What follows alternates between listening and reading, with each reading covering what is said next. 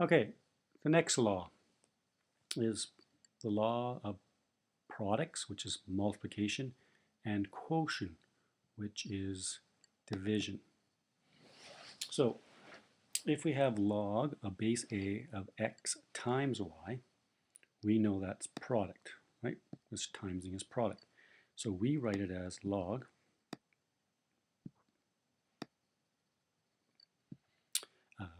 base A of x plus, this product is plus, log base A to y. Okay, so that's how we take something in a product form and put it into this. And now we're going to see going backwards quite shortly, where you're given this addition one and you go back. Now with quotient, it's subtraction. So we're just going log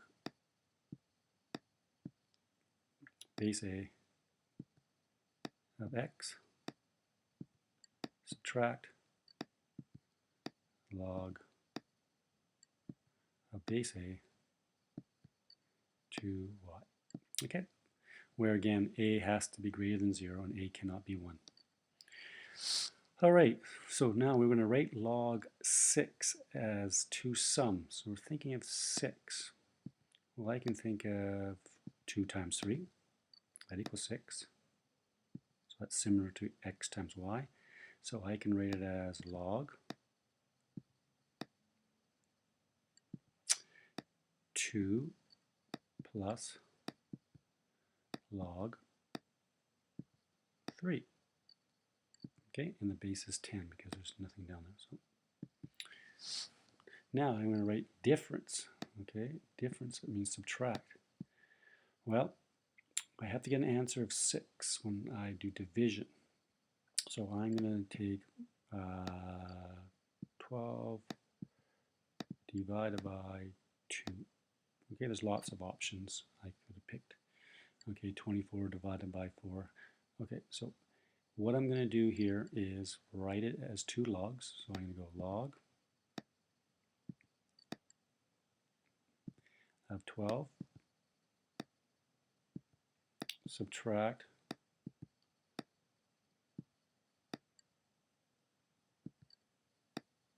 log of 2.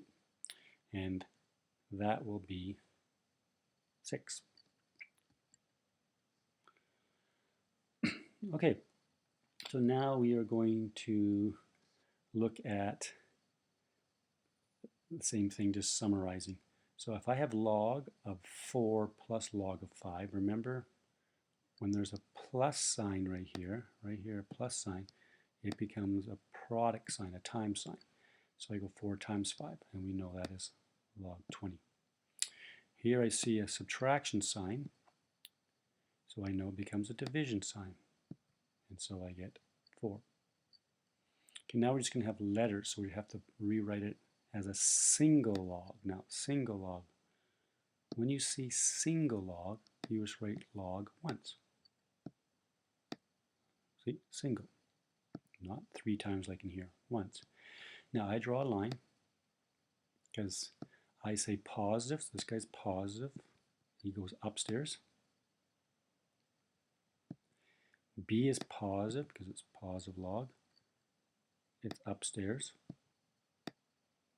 Okay, and C negative log C, so C is negative, it's downstairs. And there's my answer. Okay, now we have to write in terms of log, so this is just going the opposite direction. Okay, so this is a single log, I want to write it in log form. Okay, so is A going to be positive or negative? Well, you look to see if it's upstairs or downstairs. Well, in this case it's upstairs, so I'm going to leave it as a positive, and it's A. Okay, B is downstairs, so make sure you put a minus. Log B. And C is downstairs, so log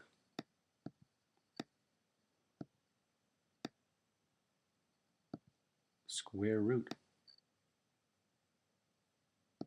of c. Okay, so we're just about done with this question, but this has got to be tidied up. When you got a square root, we want to write it as a power. So it becomes log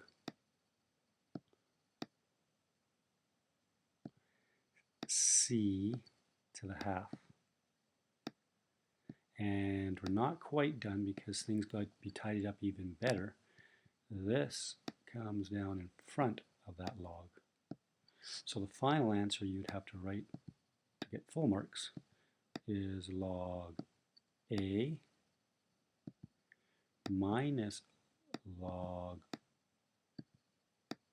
B and minus 1/2, because remember that half comes down in front, of log C. Okay, so there's the answer.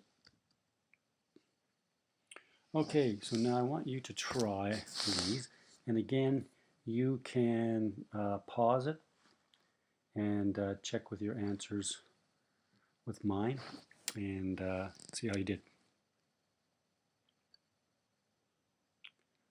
The answer for this one is 2, and the answer for this one is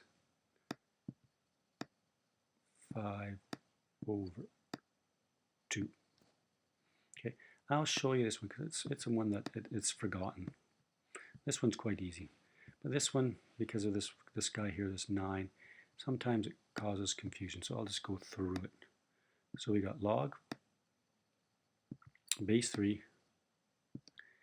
Now we're going to change this to an entire radical. And remember from the previous video, I told you to square it because it's a square root. 9, and then times it by 3.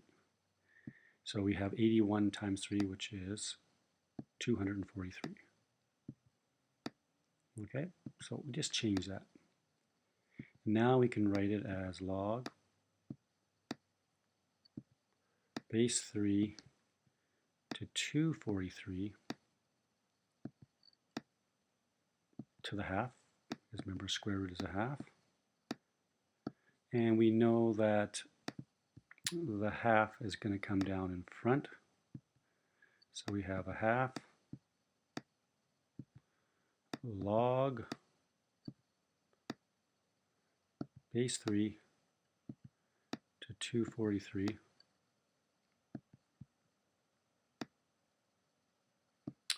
and we know 3 to what power is 243, and if you just use your calculator, it's 5. So 3 to the power of 5 is 243, and we have this half waiting. Doesn't disappear, just trickles down, and we know that equals 5/2. Okay, so that's how you do that one.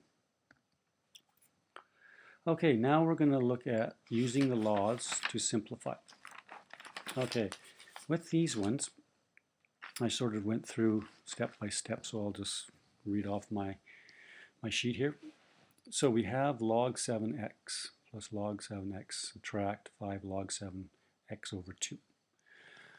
Okay, the first thing I did is I took this 5/2 and put it in front like that, because that's how you would see it. Now I know that goes up to there, so that's why I put it up there. So now I'm going to use my laws. If I have a plus sign, I know it's upstairs. So these guys are both positives. They're both positive, so that's why they're up here. And this one is negative, because there's a negative sign in front, is downstairs. Now I just do my laws that we did in grade 9. And this is adding, so 2 plus 1, and I subtract that. So 2 plus 1 subtract 5/2 is a half. And then the half now comes down in front. And so I have it simplified to log, or 1/2 log base 7 to x. So there it is. Now restrictions. We're going to have to know how to do restrictions. Well, restrictions come from the argument. In this case, x is my argument. And all you do is you write x, and you do greater than, in this case, the argument, which is 0. So that's my restriction. Pretty straightforward. Okay, so let's look at the second one, B. So here I have log base 5 of this argument subtract. So as soon as I see the subtract, I know it goes down below. Okay, so I have it set up using the laws. Then I'm factoring. Okay, anytime you see an expression, both this one and this one, you're going to factor. Okay, they're going to factor. Okay, so I did my factoring here. Because 2 times x is 2x, 2 times 1 is that, and then I factor the bottom. I crossed out these because that's why we factor, so I'm left with 2 over x plus 3. All right, then I took my restrictions. I took my argument, made it greater than 0, whittled it down, I got that. Then I took my other expression, I factored it, and I got to here. Now, when you get to here, you have to sort of visualize. This is going back to grade 11. What does this mean? Well, what it means is you have your x and y axis, okay? And you have this shape, which we know as a parabola, going through these intercepts. So I have 1 at -3, so 1, 2, -3. So I have it going through there, so, and it's going through 1. Okay. Now I know it's a happy face parabola because it's positive, so it's something like that. Okay. Now, if you remember back to grade 11, these are a greater than sign, which means where is this function above 0? Well, it's above 0 from there on, which is that guy, x greater than 1, and it's above 0 from -3 to the lesser numbers. So that's where this comes from. All right. Now we have 3 restrictions. I have 8, or actually 2 because there's 2 are the same. So I have x is greater than 1 and x is less than -3. And just remember when you're doing restrictions, the greatest one rules. So 1 is greater than -3, so I know that's going to be my restriction.